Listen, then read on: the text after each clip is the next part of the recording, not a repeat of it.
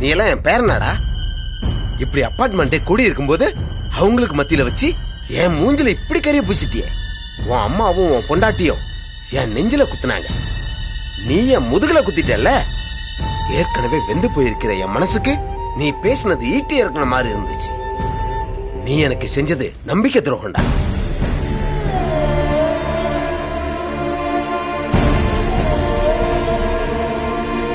டேய் சந்தோஷ், தாத்தா பேரன் உறவுன்றது ரொம்ப அழகானதுடா. என் பையன் போனதுக்கு அப்புறம் இது நாள் வரைக்கும் நகர்த்திட்டு வந்தது அந்த உறவு தான்டா. உனக்காக தான் நான் உயிர் வாழ்ந்தேன். அது உனக்கு தெரியாம போச்சு இல்ல? உங்க அம்மாவை கேளு, என் தியாகத்தை பத்தி சொல்லுவான். ஐயோ தாத்தா, என் அம்மா நிறைய வாட்டி உங்க தியாகத்தை பத்தி சொல்லியிருக்காங்க. நீங்க இந்த குடும்பத்துக்காகவே வாழ்ந்திருக்கீங்க. இங்க பாருங்க தாத்தா, உங்க மேல இருக்கிற அன்பு எனக்கு எந்த அளவுக்கும் குறையல. ஆனா அதே சமயத்துல நீங்க என் மேல காட்டுற அன்பும் ஆதரவும் நான் உங்களோட நேரடி வாரிசு, உங்க மகனோட புள்ளங்கிறதுனால தானே. அதே நானும் 3வது மனுஷனா இருந்திருந்தா இப்படியே என்கிட்ட நீங்க நடந்திருப்பீங்க. ஆனா ஹரி சார்,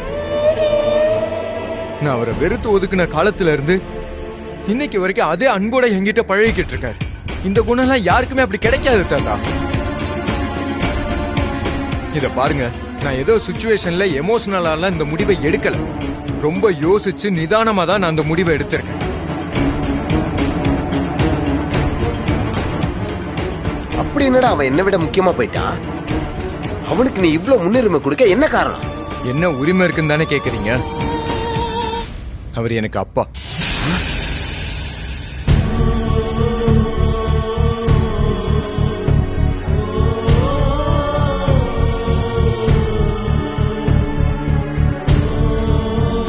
அதான் எனக்கு அவர் மேல இருக்கிற உரிமை.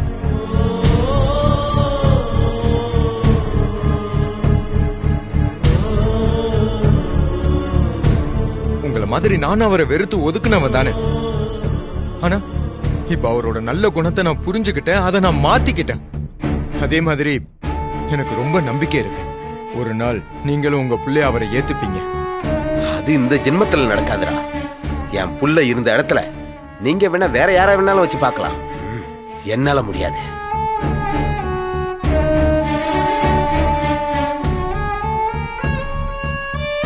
தாத்தா, கொஞ்சமாவது பெரிய மனுஷன் மாதிரி நடந்துக்கோங்க தாத்தா.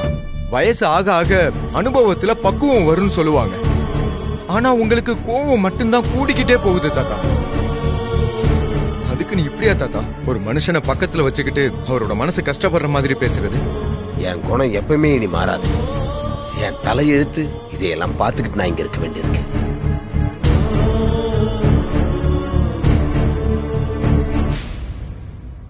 சந்தோஷ், நீ என் மேல வச்சிருக்கிற நம்பிக்கையை பார்க்கும்போது ரொம்ப சந்தோஷமா இருக்குப்பா. தேங்க்ஸ். ஆனா என்னதான் இருந்தாலும் தாத்தா கிட்ட நீ இப்படி கடுமையா பேசுறது நல்லா இல்லப்பா. சார், யாருக்கு எப்படி சொன்னா புரியுமோ அப்படிதான் சார் சொல்லணும். அவர் எப்பவுமே அடுத்தவங்களை பத்தி கவலையே பட மாட்டாரு. அதான் அவருக்கு புரியுற மொழியிலேயே சொன்னேன். நான் இங்க வந்தது உனக்கு பிடிக்குமோ பிடிக்காதோன்னு நினைச்சு ரொம்ப பயந்தேன். என்னை விட உன் அம்மா தான் அதிகமா பயந்தாங்க.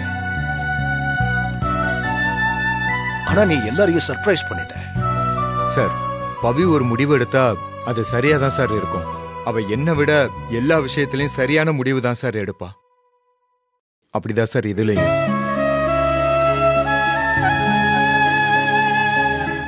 உங்களை வீட்டுக்கு கூப்பிட்டு வந்தது இப்பதான் தெரியும் நீங்க நினைக்கிறீங்க. ஆனா உங்களை வீட்டுக்கு கூட்டிட்டு வர்றதுக்கு முன்னாடியே பவி எல்லாத்தையும் என்கிட்ட சொல்லிட்டா சார். அட பாவி,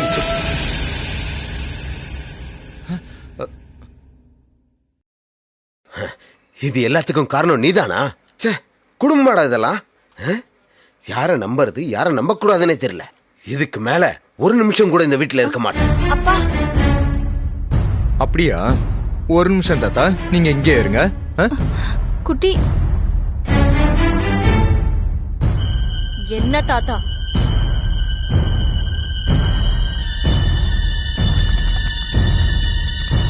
இல்ல தாத்தா, அவ்வளவு சகிச்சுக்கிட்டுலாம் நீங்க ஒண்ணு இங்க இருக்க வேண்டாம். வாங்க கிளம்புங்க. டேய், என்னைக்கு உனக்கு இவ்ளோ தைரியம் வந்துச்சு இப்படி எல்லாம் பேசுறதுக்கு?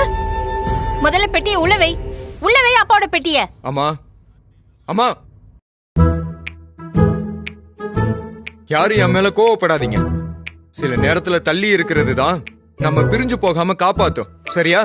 வாங்க தாத்தா. சந்தோஷ், சார், பெரிய தப்பு. பெட்டியை உள்ள எடுத்துட்டு போ. பேச்சு கூட ஒருத்தர் இப்படி சொல்லக்கூடாது. சார் தயவு செஞ்சு என்னை யாருமே தடுக்காதீங்க. நீங்க வாங்க தாத்தா. தோஷ், குட்டி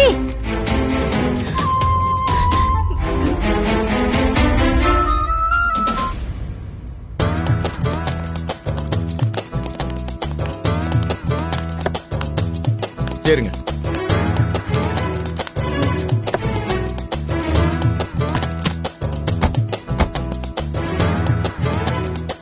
தாத்தா, இங்க இருக்கிறதுக்கு நீங்க ரொம்ப சிரமப்படுறீங்க. எங்களோட மிங்கிள் ஆகாம நீங்க இப்படி தனியா இருக்கிறது உங்களுக்கும் கஷ்டம், எங்களுக்கும் கஷ்டம். சோ இதை ரெக்டிஃபை பண்றதுக்கு தான் நான் ஒரு நல்ல ஐடியா பண்ணியிருக்கேன். இங்க இருந்து 40 கிலோமீட்டர்ஸ் தள்ளி ஓஎம்ஆர்ல இண்டிவிஜுவல் வில்லாஸா இருக்கிற ஒரு கம்யூனிட்டியில அங்க ஒரு ஓல்டேஜ் ஹோம் நடத்துறாங்க. தாத்தா, ஓல்டேஜ் ஹோம்னா ஹாஸ்பிட்டல் மாதிரி இருக்கும்னு நினைக்காதீங்க. ஸ்விம்மிங் பூலு, பார்க்கு, ஜிம்மு, ஹாஸ்பிட்டல்னு எல்லாமே இருக்கு.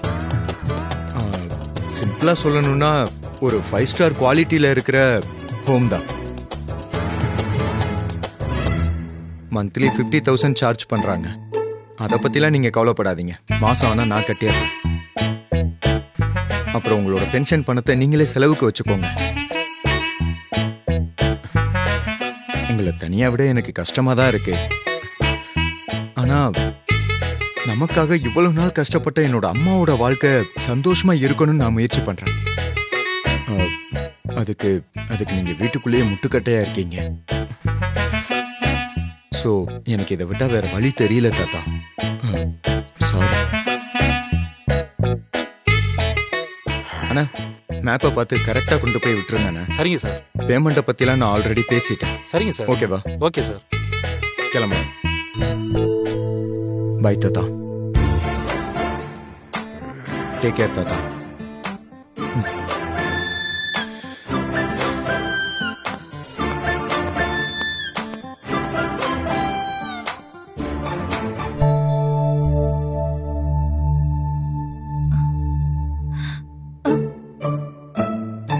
அப்பா எங்க?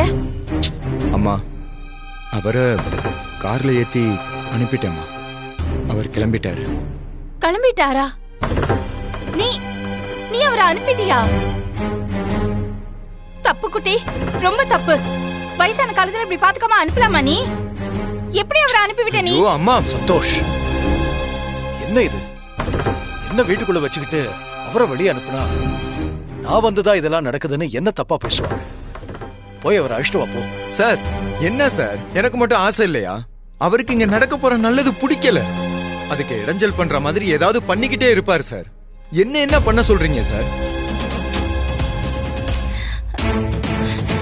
அம்மா, அதெல்லாம் ஹோம் மாதிரிலாம் இல்லம்மா. ஆல்ரெடி நல்லா என்ஜாய் பண்ற மாதிரி ரெசார்ட் மாதிரி தான் இருக்குது. ஆமா சார், தாத்தா அங்க ஜாலியா தான் இருப்பாரு. ஆமா, இந்த மேரேஜ் முடிஞ்சது சத்தியமா நானே போய் கூட்டிட்டு வந்துடுறேன்.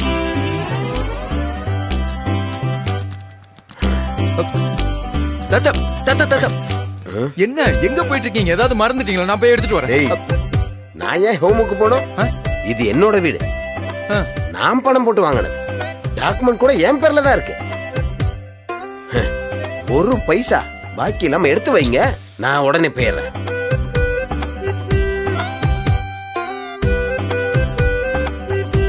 தாத்தா, நீங்க மட்டும் இல்ல, இதுல என்னோட அம்மாவோட உழைப்பும் இருக்கு. சொல்ல போனா இந்த வீட்டுக்கு அவங்க தான் அதிகமா பணம் போட்டிருக்காங்க. உங்களை நம்பி டாக்குமெண்ட் உங்க பேர்ல வச்சிருக்காங்க, அவ்வளவுதான். உங்களுக்கு இருக்கிற அதே உரிமை என் அம்மாவுக்கு இருக்கு. குட்டி, இந்த வீட்டை பொறுத்த வரைக்கும் அப்பா தான் எல்லாமே. இனிமே இந்த மாதிரி ஒரு செயல் செய்யாத. அம்மா,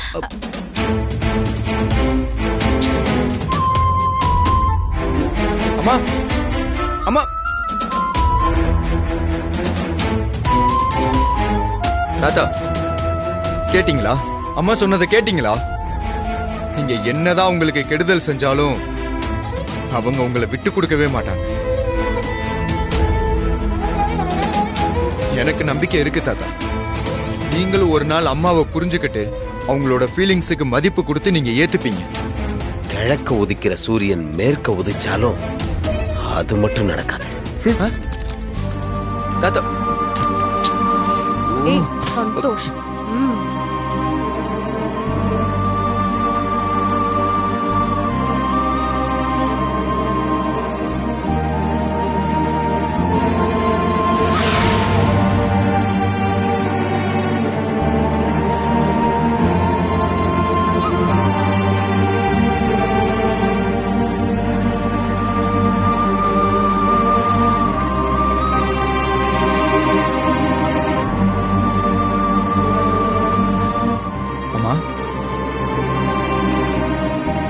அம்மா, சாப்பாடுலாம் டைனிங் டேபிள்ல எடுத்து வச்சேன். எல்லாம் அப்படியே இருக்கு, ஏன் சாப்பிடல?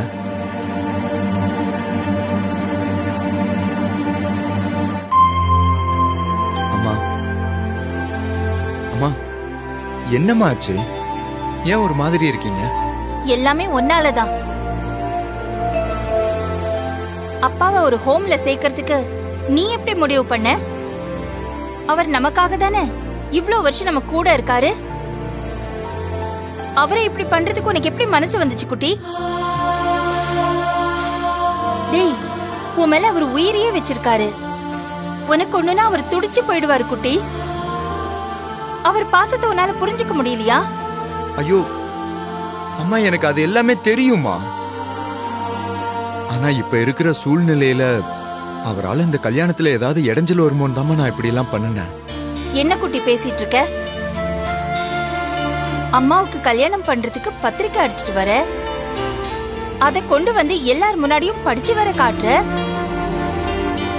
இதெல்லாம் சுய சிந்தனை உள்ளவன் செய்வானா? அம்மாவுக்கு ஒரு வாழ்க்கை அமைச்சு தரேன்னு பெருமையா வேற பேசுற. எனக்கு அதுல விருப்பம் இருக்கான்னு ஒரு வார்த்தை என்கிட்ட நீ கேட்டியா குட்டி?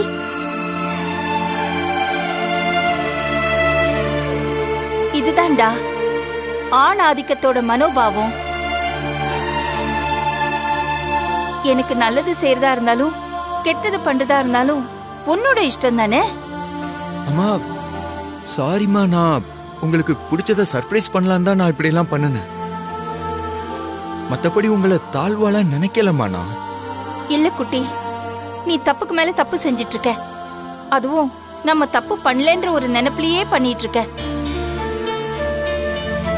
நான் ஹரிசாருக்கு செஞ்சது ஒரு நல்ல எண்ணத்துல.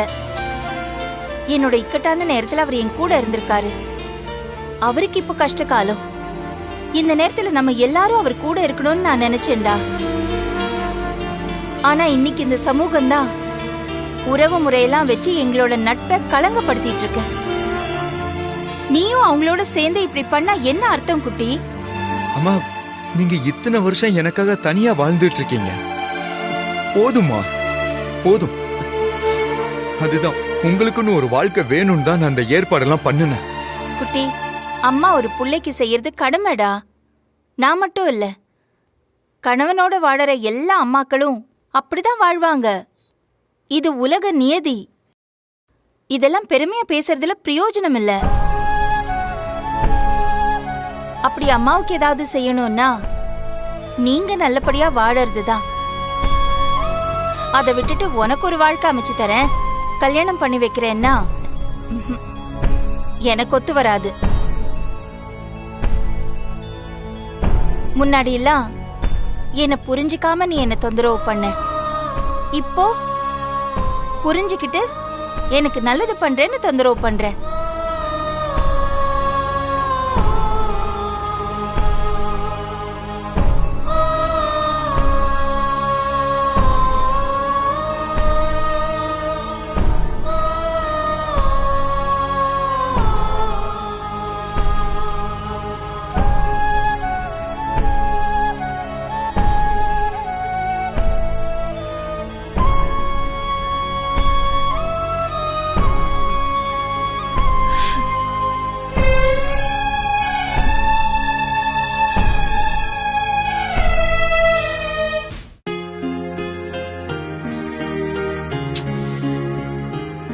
ஏய் சந்தோஷ்,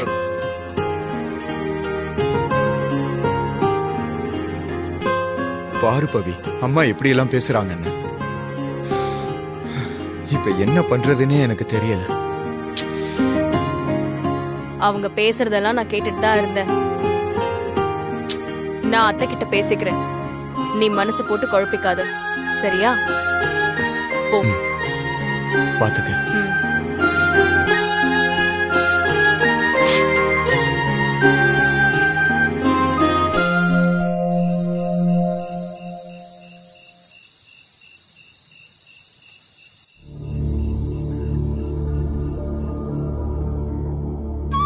அத்தை, சத்தியமா உங்களை என்னால புரிஞ்சுக்கவே முடியல அத்தை. உங்க மனசுக்கு பிடிச்ச விஷயத்த இந்த சமூக முறைப்படி ஏத்துக்க ஏன் அத்தை தயங்குறீங்க? பல நேரத்துல நம்ம மனசு சொல்றத கேட்டு நடந்துக்கும் போது அது நமக்கு சந்தோஷத்தையும் திருப்தியையும் தரும். அது உண்மைதான். ஆனா அதுக்குன்னு எப்பவுமே அது சரியா இருக்கும்னு சொல்ல முடியாதுல்ல. சில நேரத்துல நம்ம தப்பான முடிவெடுக்கும் போது நம்ம கூட இருக்கிறவங்க தான் சுட்டி காட்டுவாங்க. அந்த நேரம் நம்ம அதை உணர்ந்து அதை நம்ம மாத்திக்கணும். இத்தனை வருஷம் உங்களுக்கு சந்தோஷ் தானே உலகம். குட்டி குட்டி குட்டின்னு அவனுக்காகவே வாழ்ந்தீங்க. இப்போ அவனுக்குன்னு ஒரு வாழ்க்கை, குடும்பம் எல்லாம் ஆயிடுச்சு. இதுக்கப்புறம் கூட உங்களுக்காக நீங்க வாழலன்னா எப்படி அத்தை? பவி, குழந்தைங்களுக்காக வாழற சிங்கிள் பேரண்ட் எல்லாம் ஏதோ சந்தோஷமாவே வாழாத மாதிரி பேசிக்கிட்டு இருக்க. ஒரு பொண்ணு அம்மாங்கிற ஸ்தானம் அடைஞ்ச பிறகு அவ உலகமே மாறிடுது பவி. கல்யாணம் ஆன உடனே புருஷன்கிட்ட எப்படி நடந்துக்கணும்னு எல்லாரும் சொல்லி கொடுப்பாங்க. ஆனா பிள்ளைங்க கிட்ட எப்படி நடந்துக்கணும்னு யாரும் சொல்லி கொடுக்க மாட்டாங்க. ஏன் தெரியுமா? அம்மா புள்ளைக்குள்ள இருக்கிற உறவு அப்படிதான், ஒரு இயற்கையான உறவு. பிள்ளைங்களுக்காக வாழறது ஒரு தனி சுகம் பவி. நீ அம்மா ஆனாதான் உனக்கு புரியும். ஐயோ அத்தை, நான் அப்படி சொல்ல வரல இரு பவி. குட்டிக்கு கல்யாணம் ஆயிடுச்சு, அவன் அப்பா ஆக போறாங்கிறதெல்லாம் என்னோட சந்தோஷத்தோட அடுத்த கட்டம்தான். பேரம் பேத்திய வளர்க்கறது புள்ளைய வளர்க்கறத விட அது ஒரு தனி சந்தோஷம். அதை விட ஒரு பெரிய சந்தோஷம் என்ன இருக்கும் சொல்லு? இந்த ஜென்மத்துல எனக்கு இந்த சந்தோஷம் போதும் பவி.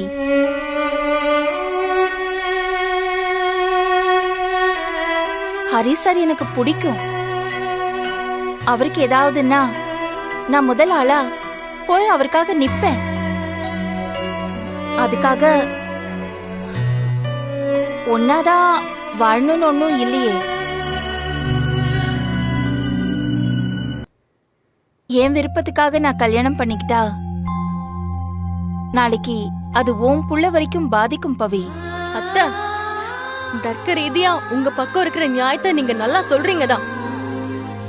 ஆனா நீங்க ஹரிசரை பத்தியும் கொஞ்சம் நினைச்சு பாருங்களேன். ஒரு மனுஷன் தனக்கு பிடிச்ச பொண்ணுக்காக இத்தனை வருஷம் காத்துட்டு இருக்கிறதெல்லாம் ரொம்ப பெரிய ஆச்சரியம் அத்தை. அப்படியே இருந்தாலும் ஒண்ணு மனநலம் பாதிக்கப்பட்டு பைத்தியமா இருப்பாங்க, இல்லனா எங்கேயாவது ஒழுக்கம் இல்லாம குடிச்சுக்கிட்டு தனக்கும் பயன் இல்லாம மத்தவங்களுக்கும் பயன் இல்லாம ஏதோ ஒரு வாழ்க்கைய வாழ்ந்துட்டு இருப்பாங்க. ஆனா ஹரிசரை பாத்தீங்களா? இப்படி எல்லாம் எதுவுமே இல்ல. இன்னைக்கும் ஒழுக்கமா எல்லாருக்கும் பிடிச்ச மாதிரி ஒரு வாழ்க்கைய வாழ்ந்துட்டு இருக்காரு. இப்ப நீங்க அவருக்கு என்ன பதில் சொல்ல போறீங்க அத்தை? அவரு உங்களை நேசிச்சதை தவிர வேற எந்த பாவமும் செய்யலையே. ஏதோ சின்ன வயசுல கல்யாணம் ஏற்பாடு பண்ணப்போ ஏதோ ஒரு சூழல்ல உங்க 2 பேருக்கும் கல்யாணமே நடக்காம போயிடுச்சு. ஆனா பாருங்க, இத்தனை வருஷம் கழிச்சு இன்னைக்கு அதுக்கான எல்லா சூழ்நிலையும் அமைஞ்சிருக்குல்ல. இப்ப மறுபடியும் ஏதோ ஒரு காரணம் சொல்லி ஒதுக்கிறது சரியில்லாத. சந்தோஷ் தெரிஞ்சோ தெரியாமலோ இது எல்லாத்துக்கும் ஏற்பாடு பண்ணிட்டான். அதை எல்லாரும் முன்னாடியும் வேற சொல்லிட்டான். அதுவும் ஒரு வகையில நல்லதா போச்சு. இனிமே யாரும் நம்மள பத்தி தப்பா பேச முடியாது பாருங்க. அத்தை, நான் உங்களுக்கு அட்வைஸ் பண்றேன்னா நினைக்காதீங்க. இது உங்க வாழ்க்கையோட 2ஆம் பாதி. முதல் பாதி வாழ்க்கைய கணவன் இல்லாமலேயே குழந்தைய வளர்த்து ஆளாக்கி இருக்கீங்க. இப்போ உங்களை நம்பி ஒரு குழந்தை இருக்கான். அவனுக்கு அப்பாங்கிற ஒரு ஸ்தானத்தை கொடுக்க ஹரி சாரும் இருக்காரு. இந்த உறவை அழகான ஒரு குடும்பமா ஆக்குறதுக்கு உங்களுக்கு வாய்ப்பு கிடைச்சிருக்கு. தயவு செஞ்சு இதை வேண்டான்னு சொல்லிடாதீங்க ப்ளீஸ்.